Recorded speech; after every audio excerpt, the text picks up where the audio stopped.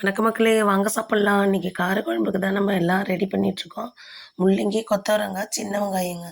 நீங்கள் காரக்குழம்புனாவே நல்லெண்ணெய் வச்சிங்கன்னா நல்லா டேஸ்ட்டாக இருக்கும். மிளகாத்தூள் நம்ம வதக்கும் போதே காய்கறியோடு போட்டு வதக்கிடுங்க. ஏன்னா அப்போ தான் அந்த பச்சை வாடை இல்லாமல் இருக்குங்க. சோறு இந்தாண்ட சுட சுட ரெடி ஆகிட்டுருக்குங்க. இன்றைக்கி நம்ம விறகடுப்பில் செய்யலை. ஏன்னா உடம்பு முடியாமல் இருக்கனால நான் சிலிண்டர்லேயே ரெடி பண்ணிகிட்ருக்கேன்.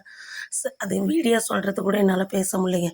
இருந்தாலுமே நம்ம டெய்லியும் வீடியோ போட்டு தான் ஆகணும். இல்லைன்னா வாட்சிங் ஹவர்ஸு குறைஞ்சிருங்க. அதனால் நம்ம இன்றைக்கி காரக்குழம்பு சிம்பிளாக முடிச்சாச்சு. தொட்டுக்கன்னு பார்த்தீங்கன்னா, நீங்கள் இதுக்கு அப்பளம் இல்லைன்னா சோத்து வத்தம் வச்சிங்கன்னா நல்லா டேஸ்ட்டாக இருக்கும். சோறு சுட சுட ரெடி ஆகிடுச்சு. எப்பவுமே சாதம் வடித்தோடனே வேறு ஏனத்தில் மாற்றி ஒரு கிளாத்து போட்டு மூடி வச்சிட்டிங்கன்னா தண்ணி விடாமல் இருக்கும். அப்படியே கெட்டு போகாதுங்க. நம்ம சில பேர் அப்படியே பானையோடு வைக்க தேவையில்லைங்க. நம்ம வீடியோக்காக மட்டும்தான் அந்த பானையோடு காட்டுவோம். நான் வேறு ஏனத்தில் மாற்றி ஒரு கிளாத்து போட்டு மூடி வச்சுருவேங்க. காலம்பரம் வடிச்சிங்கன்னா சாயந்தரம் வரைக்கும் சாதம் அப்படியே தான் இருக்குங்க. காரக்குழம்பும் சோறு சுட சுட ரெடி ஆயிடுச்சு. வத்த பொரிச்சு சாப்பிட்லாம், இல்லைன்னா முட்டை வேவிச்சு சாப்பிட்டிங்கன்னா நல்லா டேஸ்ட்டாக இருக்கும். பிடிச்சிருந்தா லைக் பண்ணுங்கள், கமெண்ட் பண்ணுங்கள், சப்ஸ்கிரைப் பண்ணுங்கள்.